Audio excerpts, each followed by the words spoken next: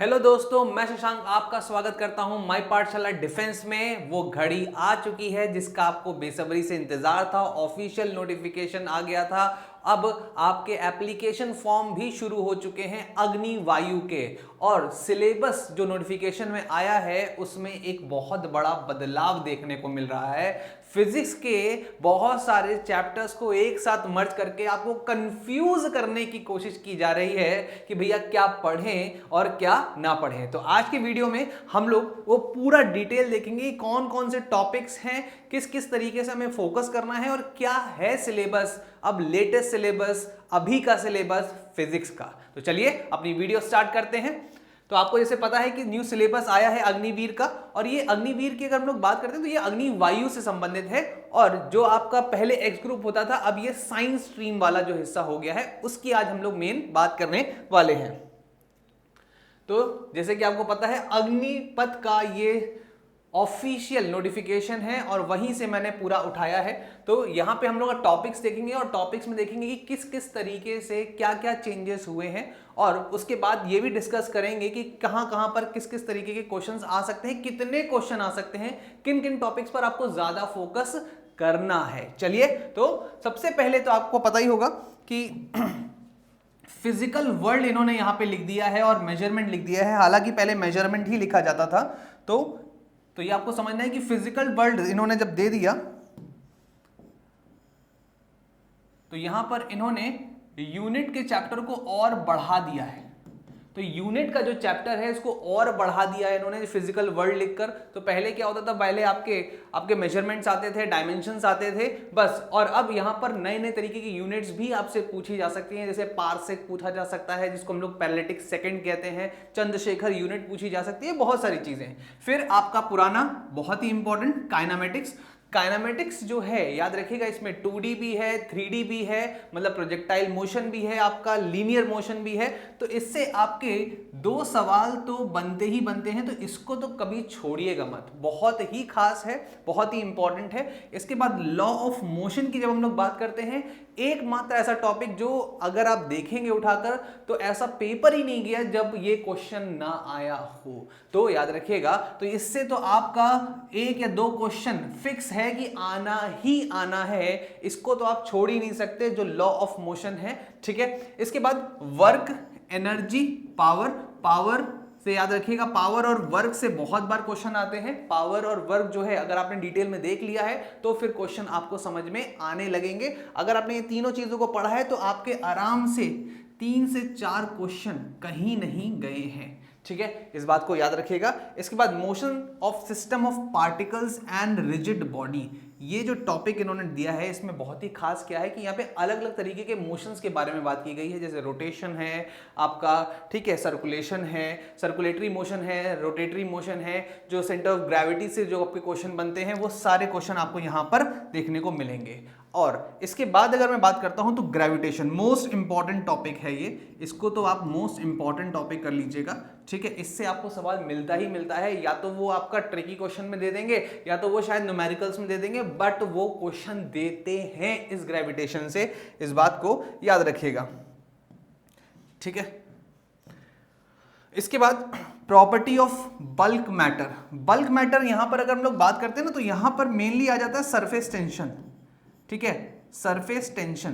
तो ये जो सरफेस टेंशन से क्वेश्चन आते थे, पर इस बार उन्होंने यहाँ पे जो बल्क मैटर लिख दिया है, इससे क्या हुआ कि वो सरफेस टेंशन भी पूछ सकता है और विस्कोसिटी भी पूछ सकता है। तो फ्लूइड से रिलेटेड जितनी भी चीजें हैं वो पूछ सकता है। उसमें पहले क्या होता था, पहले क्या अलग कर देते थे, पहले उन्होंने बताया होता कि सरफेस टेंशन से क्वेश्चन आएगा, विस्कोसिटी से नहीं आएगा, पर अब उन्होंने पूरा प्रॉपर्टी ऑफ बल्क मैटर कर दिया है। तो मतलब फ्लूइड से संबंधित सारी की सारी चीजें अब आपको पढ़नी ही पढ़नी होंगी, और जिसमें मेनली अगर देखा जाए तो पुराने पेपर्स को अगर आप देखेंगे तो सरफेस टेंशन सबसे ज्यादा आता था। इसके बाद थर्मोडायनेमिक्स। थर्मोडायनेमिक्स आपका एक क्वेश्चन आता ही आता है। इसके बाद जो क्वेश्चन अगर आप लोगों ने नहीं देखे हैं बहुत ज्यादा, वो है बिहेवियर ऑफ गैसेस से। देखिए सीधी सी बात है कि ये जो बिहेवियर ऑफ गैस है, ठीक है, perfect gas and kinematic theory जो है, ये आपके पेपरों में पिछले 2-3 सालों से कोई क्वेश्चन इसका देखने को नहीं मिला है। तो उम्मीद हम कर सकते हैं कि शायद इस बार भी कम क्वेश्चन देखने को मिले, पर आपको इसके जो जनरल लॉ हैं, जो रियल गैस इक्वेशन है, जो मेहर इक्वेशन इक्वेशन है वो आपको पढ़नी ही है, जिससे कि अगर आपका कोई वन लाइनर क्वेश्चन आ जाता है तो आप आराम से उसको कर सकते हैं। ठीक है, इसके बाद आगे बढ़ते हैं हम लोग।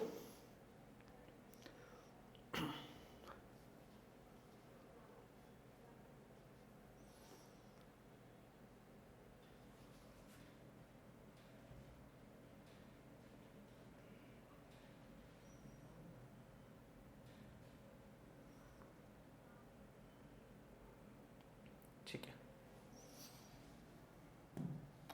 इसके बाद जो आता है, जो 10th नंबर पर है, ये भी आपका 11th का ही टॉपिक है, ऑक्सीलेशन एंड वेव्स। तो वेव नेचर जो होता है, ठीक है, वो आप लोगों को पढ़ना है। और जब ऑक्सीलेशन की बात होती है तो यहाँ पर सबसे ज्यादा इंपॉर्टेंट है SHM, ठीक है, सिंपल हार्मोनिक मोशन जो है वो आपके पेपर में डायरेक्ट क्वेश्चन आता है। और वो स्प्रिंग वाला क्वेश्चन आप लोगों को पता ही होगा, जो स्प्रिंग वाला क्वेश्चन आता है, तो ये क्वेश्चन तो आप लोगों को पढ़ना ही पढ़ना है, ये मोस्ट इंपॉर्टेंट क्वेश्चन है। ठीक है, अब इसके बाद यहां से जो शुरू होता है वो शुरू होता है आपका 12th का पेपर। ठीक है, मतलब 12th में जो आपके टॉपिक आप पढ़ते हैं उससे।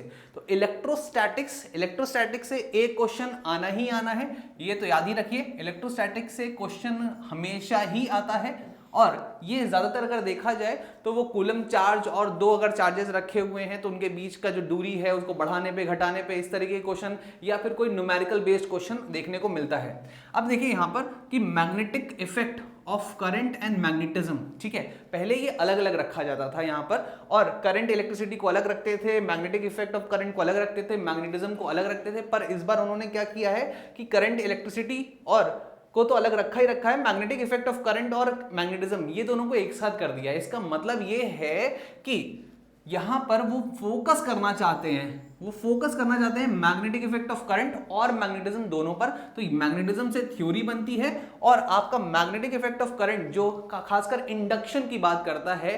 ठीक है, आपके अगर मैं बात करता हूं तो BVL जो आप फॉर्मूला पढ़ते हैं उससे रिलेटेड मेनली यहां पर आपके क्वेश्चंस बनते हैं। ठीक है, इसके बाद इलेक्ट्रोमैग्नेटिक इंडक्शन और अल्टरनेटिंग करंट, ये तो आपका एक क्वेश्चन बनना ही बनना है। इससे इस बार क्वेश्चन आने की ज्यादा संभावनाएं हैं, याद रखिएगा इसको।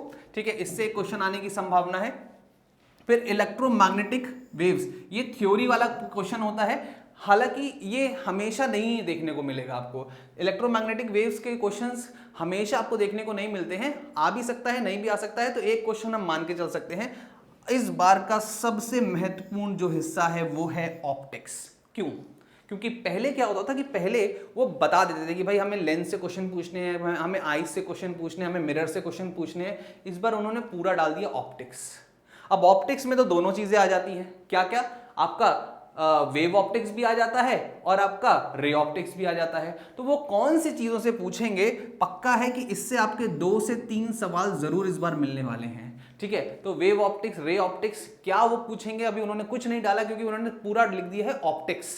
तो ऑप्टिक्स में तो दोनों चीजें आ जाती हैं। तो ये एक बड़ा बदलाव है जो आपको पता होना चाहिए। इसके बाद dual nature of the matter और रेडिएशन, ये हमेशा आता है, इसका एक क्वेश्चन आता ही आता है। ठीक है, इसके बाद एटम्स एंड न्यूक्लियाई, ये एक ऐसा टॉपिक है जिसको आप अगर अच्छे से करके लेके जाते हैं तो आपको बहुत तेजी में आंसर मिलेगा और तेजी में आपको 1 नंबर मिल जाएगा। ठीक है, सेमीकंडक्टर से अगर हम लोग बात करते हैं तो सेमीकंडक्टर्स का 1 या 2 क्वेश्चन आता ही आता है, ये तो हमेशा आपने देखा ही होगा। ठीक है, चलिए, तो यहां पर अगर देखा जाए तो ये इलेक्ट्रॉनिक डिवाइसेस जिसमें आपके गेट्स आते हैं, ठीक है, आपके सेमीकंडक्टर्स आते हैं,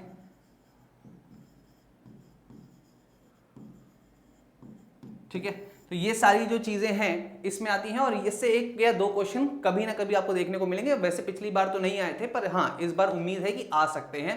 तो ये जो बड़े बदलाव जो आपने देखे हैं, इसके लिए अगर आप चाहें तो हमारे यहाँ पे योगेश सर का जो बैच है वो चल रहा है, आप उसको ले सकते हैं और अपनी सारी दिक्कतें, ठीक है, दूर कर सकते हैं। तो स्पेशल बैच है फिजिक्स का, उसके लिए जरूर से जरूर ऑप्ट कीजिएगा।